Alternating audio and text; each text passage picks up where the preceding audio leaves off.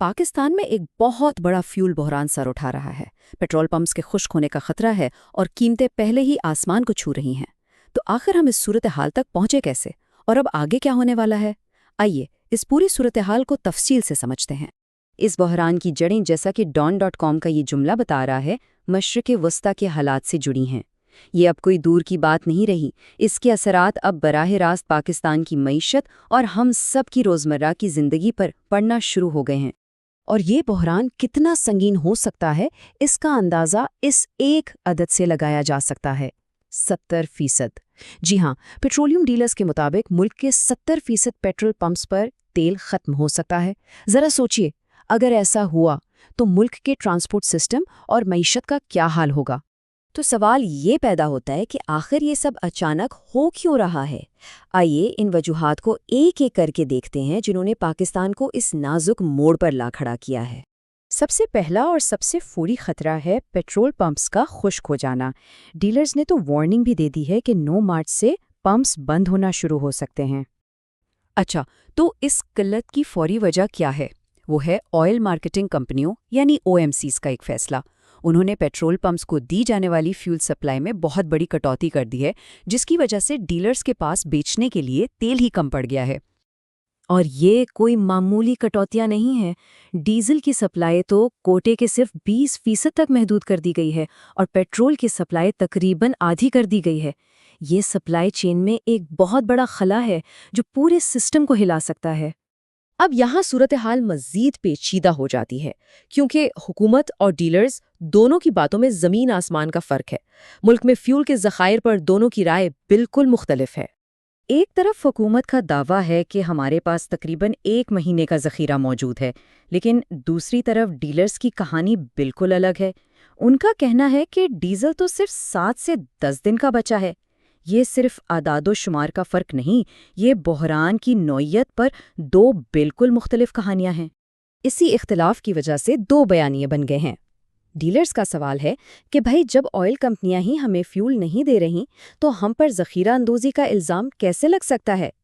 وہیں دوسری طرف حکومت نے ذخیرہ اندوزی کے خلاف کریک ڈاؤن کا حکم دے دیا ہے، کیونکہ انہیں لگتا ہے کہ قیمتیں بڑھنے کی امید میں فیول کو چھپایا جا رہا ہے۔ چلیں اب ذرا مقامی مسئلے سے ہٹ کر عالمی سطح پر نظر ڈالتے ہیں، کیونکہ وہاں ہونے والے واقعات پاکستان کی انرجی سپلائی پر بہت گہرا اثر ڈال رہے ہیں۔ سارا معاملہ شروع ہوتا ہے آبنائے حرم سے۔ یہ دنیا کی اہم ترین تجارتی گزرگاہوں میں سے ایک ہے۔ مشرق وسطیٰ کی کشیدگی نے اس راستے کو بری طرح متاثر کیا ہے، اور بدقسمتی سے پاکستان کی زیادہ تر انرجی سپلائی اسی راستے سے آتی ہے۔ اس رکاوٹ کا سیدھا اثر پڑا ہے مال برداری کے اخراجات پر۔ جو کارگو پہلے $9 لاکھ میں آتا تھا، اب اس کی لاگت $40 لاکھ سے بھی تجاوز کر گئی ہے۔ یہ 4 گنا سے بھی زیادہ کا اضافہ ہے، جس کا بوجھ آخرکار پوری معیشت پر ہی پڑتا ہے۔ تو اس مشکل سے نمٹنے کے لیے پاکستان اب متبادل راستے تلاش کر رہا ہے۔ سعودی عرب سے بات چیت ہو رہی ہے تاکہ بحر احمر پر موجود یمبو بندرگاہ کے ذریعے سپلائی کو یقینی بنایا جا سکے اور انرجی سپلائی چین کو ٹوٹنے سے بچایا جا سکے۔ یہ ساری چیزیں، یعنی عالمی دباؤ اور مقامی قلت، مل کر قیمتوں پر جو اثر ڈال رہی ہیں، وہ سب سے زیادہ محسوس ہو رہا ہے۔ حکومت نے حال ہی میں پیٹرول اور ڈیزل دونوں کی قیمتوں میں پورے 55 روپے فی لیٹر کا بھاری اضافہ کیا ہے۔ یہ ایک ایسا فیصلہ ہے جس کے اثرات ہر شخص کی جیب پر پڑیں گے۔ قیمتوں میں اس اضافے کی وجہ صرف عالمی منڈی نہیں بلکہ IMF کا دباؤ بھی ہے۔ IMF نے حکومت پر واضح کیا ہے کہ فیول پر کوئی سبسڈی نہ دی جائے اور قیمتوں میں اضافے کا سارا بوجھ بغیر کسی تاخیر کے عوام پر منتقل کیا جائے۔ اور اس کا اثر فوراً نظر آنا شروع ہو گیا ہے۔ پبلک ٹرانسپورٹ کے کرائے بڑھ گئے ہیں، بائک رائڈنگ سروسز مہنگی ہو گئی ہیں، اور جب سامان کی ترسیل مہنگی ہوتی ہے تو اس کا مطلب ہے کہ مہنگائی کی ایک نئی لہر آنے والی ہے۔ تو اس سنگین صورتحال میں اب آگے کیا ہو سکتا ہے؟ حکومت کیا پلان کر رہی ہے اور عام لوگ خود کو اس کے لیے کیسے تیار کر سکتے ہیں؟ اطلاعات کے مطابق حکومت انرجی بچانے کے لیے کچھ منصوبوں پر غور کر رہی ہیں۔ ان میں ورک فرام ہوم پالیسی اور آن لائن کلاسز جیسی تجاویز شامل ہیں تاکہ ملک میں فیول کی مجموعی کھپت کو کم کیا جا سکے۔ عام لوگوں کے لیے بھی کچھ عملی مشورے ہیں۔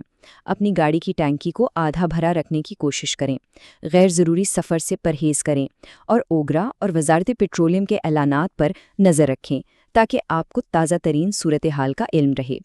تو آخری اور سب سے بڑا سوال یہی ہے کہ کیا ان تمام چیلنجز کے باوجود، چاہے وہ مقامی ہوں، عالمی ہوں یا معاشی، ایک مکمل بحران کو ٹالا جا سکتا ہے؟ اس سوال کا جواب نہ صرف پاکستان کی توانائی کی سلامتی بلکہ معاشی مستقبل کا بھی تعین کرے گا۔